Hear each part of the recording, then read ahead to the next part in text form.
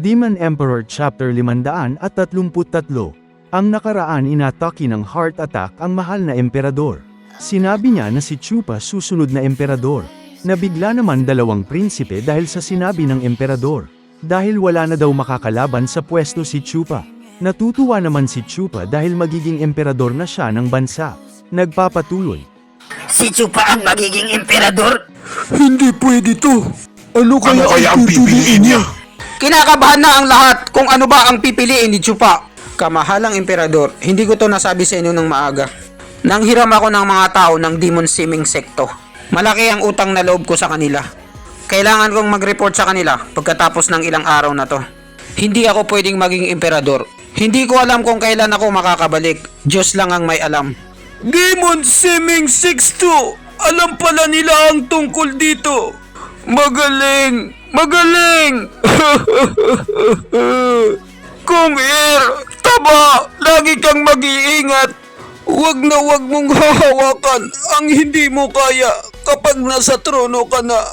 Kailangan mong magpakita ng pagpapasalamat kapag tinawag ka nilang kamahalan bilang pagkilala ng utang na loob. Kamahalan, isa ka talagang matalino. Ayos yan para sa akin.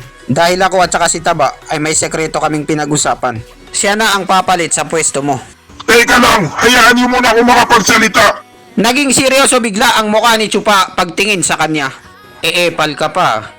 Stewardess Chupa, sir, kung hindi kayo uupo sa trono at wala rin kayong balak na ibigay ito sa iba, ba't hindi na lang ako? Suportahan niyo po ako, sir. Matapat akong nangangako sa inyo na gagawin ko lahat ang kagustuhan niyo. Kayo ang gagawin kong boss na retiradong emperador. Ang kapal ng pagmumukha ng mahal na prinsipe, sumisip-sip siya kay Chupa. Sa tingin mo napakahalaga yung pinag-aaway niyo? Ang isang tronong walang laman? Okay lang po yun sa akin, sir. Basta ilagay niyo lang ako sa trono. Gagawin ko ang lahat. Bigla silang napalingon sa kinaupuan ng mahal na emperador dahil gumawa siya ng ingay.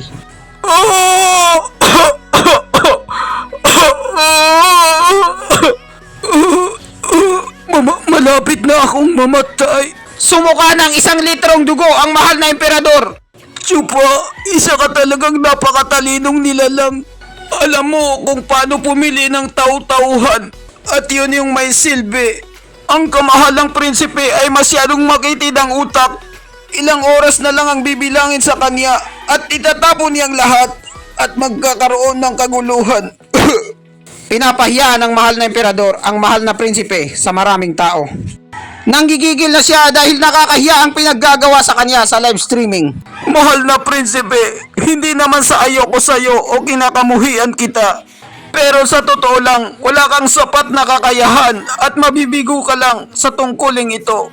Ang pinakamaganda na lang sa lahat ay huwag kang makialam sa usapan tungkol sa emperador. Huwag ka nang makigulo dito. Ngayon napunta sa sitwasyon na kailangan ng tau-tauhan. Kailangan nating maging maingat sa pagpili nito. Dahil kapag nagkamali tayo ng kahit konti lang, maaaring magdulot ito sa katapusan ng buong Yoen clan. Umiiyak na ang mahal na prinsipe habang papalapit sa emperador. Sasakalin niya na ang kaniyang amang emperador. Anong katapusan ang pinagsasabi mo? Ganyan ba ako kawalang kwenta sa isip niyo? Matandang hukluban! Sinasakal na ng mahal na prinsipe ang mahal na emperador habang talsik laway siyang nagsasalita. Biglang naalala ng mahal na emperador ang mga sweet moment nila ng mahal na prinsipe nung bata pa ito. Mahal na prinsipe, anak ko. Tinitingnan niya ang mahal na prinsipe na may kasamang pagmamahal habang naglalaway siya ng dugo. Biglang napaluha at nalungkot ang mahal na prinsipe sa tinginan nila. At binitawan niya ang mahal na emperador dahil sobrang bigat na. Dire-diretso ang tumba ng emperador at nauna ang ulo niyang tumama sa sahig. Naging sanhi ng kanyang pagkamatay. Sa wakas, totoong mamamatay na ako. Hindi ko na kailangan magpanggap mag-ubo sa ilang chapter. Nabigla ang lahat dahil tuluyan nang namatay ang emperador sa edad na 100. Napatungangan na lang si Taba dahil hindi niya nailigtas ang kanyang ama. Ama! Ama ko! Huwag mo akong iwan! Taba, tapusin mo na ang lahat ng problema mo sa pamilya mo. 2 araw lang ang ibibigay ko sa iyong palugid. Pagkatapos nun, uupo ka na sa trono. Nagpaalam na sina Chupa kay Taba na alis na sila. Naiwan na lang yung 2 prinsipe na pinagmamasdan ng bangkay ng kanilang ama dahil sa kasakiman nila. Bakit? Bakit ang kamahalang ama? Palagi na lang siyang ganun. Pareho sila ni Chupa. Lagi na lang ikaw ang pinipili nila, Taba. Nandidilim na ang paningin ni Taba. Makakapatay na siya ng tao. Master, ang mahal na prinsipe, nakagawa siya ng karumal-dumal na krimen. Laban sa ating bansa, pinatay niya ang amang emperador at pinatay niya ang hari. Hulihin siya. Opo, Prinsipe Taba.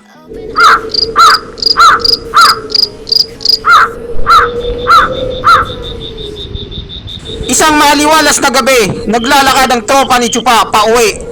Estimaldis Chupa, sigurado ka ba sa sinabi ng emperador? Sa pinakahuling hininga niya, natutulungan natin ang Yuan clan na makuha ang trono bilang isang tautuhan natin. Oo naman, sigurado ako dyan. Ang imperyong ito ay may 3 sekto na nangangalaga dito. At para mapanatili natin sila na hindi magalit, kailangan magbigay ang imperyong ito ng buwis sa kanila. Ito ang tinatawag na valid added tax. Kapag sinipa natin ang Yuan clan sa trono at iba ang namuno dito, hindi matatahimik ang imperyo.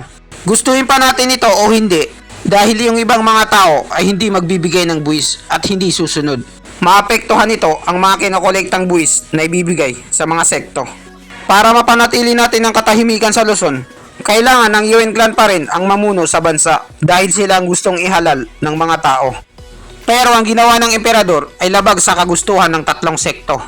Sumobra siya sa pagkikipagkalakalan sa mga taga Mindanao. Isang kasalanan yun. Ang emperador ay sinuko niya ang 10% ng lupain ng Luzon. At yun pa ang may pinakamaraming minahan, sagana sa likas na kayamanan.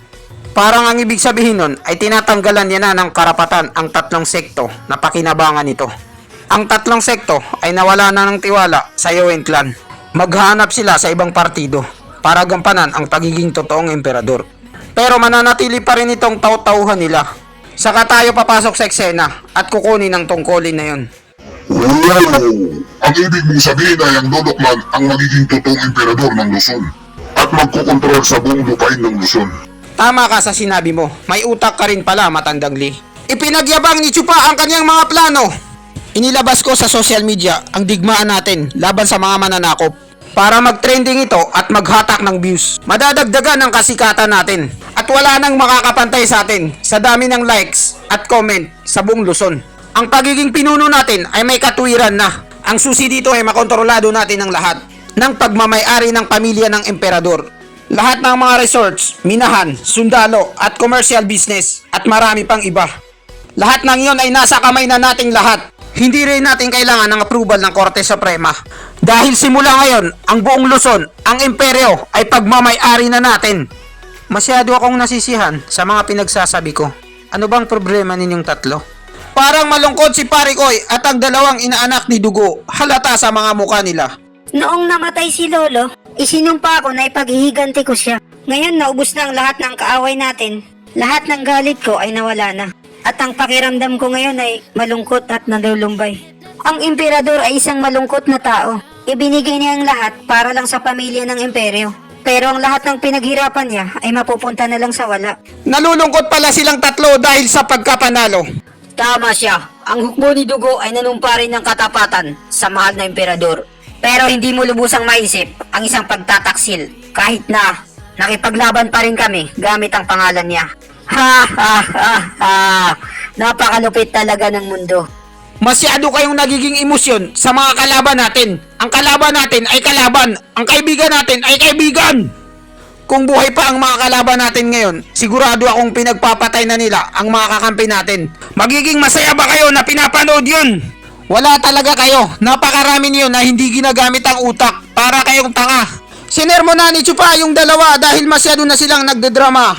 Mauna na kayong umuwi. Mayroon pa akong ibang asikasuhin. Iniwanan na ni Chupa sa ere ang mga kasama niya dahil nakaka-high blood sila. Si Stewardess Chupa, sigurado akong may bibisitahin siyang kakilala niya. Napakamasigla niyang tao. Tama ka sa sinabi mo, Kalbo. Si pare ko ay nagtago sa likod ni Matandang Lee dahil natakot siya kay Chupa. At dito nagtatapos ang chapter 533. Maraming salamat po sa panunood nyo. Mag-subscribe para laging updated sa buhay ni Chupa.